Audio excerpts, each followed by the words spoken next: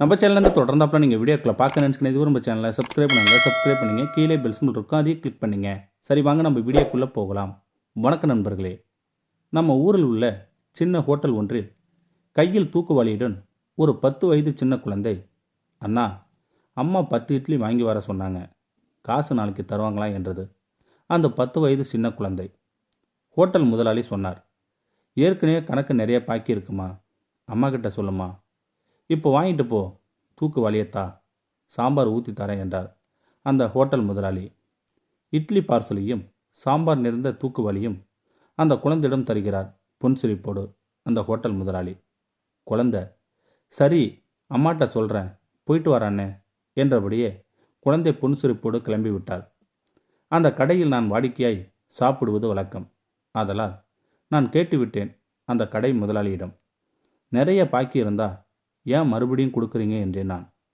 Hotel முதலாளி சொன்னார், அட சாப்பாடு தானே சார், நான் முதல் போட்டு தான் கடை நடத்துகிறேன். இருந்தாலும் இது மாதிரி குழந்தைகள் வந்து கேட்கும்போது மறுக்க மனசே வரல சார் என்றார் அந்த ஹோட்டல் முதலாளி. அதெல்லாம் கொடுத்துருவாங்க சார், என்ன கொஞ்சம் லேட்டாக ஆகும், எல்லோருக்கும் பணம் சுலபமாக சம்பாதிக்க முடியாது. குழந்தை பசியால் கேட்டிருக்கேன் சார், அதான் சார் அதை அனுப்பியிருக்காங்க. நான் கொடுத்துருவேன் அப்படிங்கிற அவங்க நம்பிக்கையை நான் பொய்யாக்க விரும்பல சார் என்றார் அந்த ஹோட்டல் முதலாளி. நான் உழைச்சி சம்பாதிக்கிற காசு சார், கட்டாயம் வந்துடும். அதுவும் இல்லாமல் இப்போதைக்கு அந்த குடும்பம் சாப்பிடுதில்ல, அதான் சார் முக்கியம் என்றார் அந்த ஹோட்டல் முதலாளி. நான் உணவு தரவில்லை என்றால் அந்த குழந்தை தன் தாய்க்காக திருடப் போவான், அல்லது அந்த தாய் தன் குழந்தை பசிக்காக தவறான பாதைக்கு போவாள். ஆனால் என்ன நான் நஷ்டப்பட்டாலும் இப்போது நம் சமூகத்தில் நடக்க இருந்த 2 தவறுகளையும் தடுக்க முடிகிறது என்றார் அந்த புன்சிரிப்போடு அந்த ஹோட்டல் முதலாளி.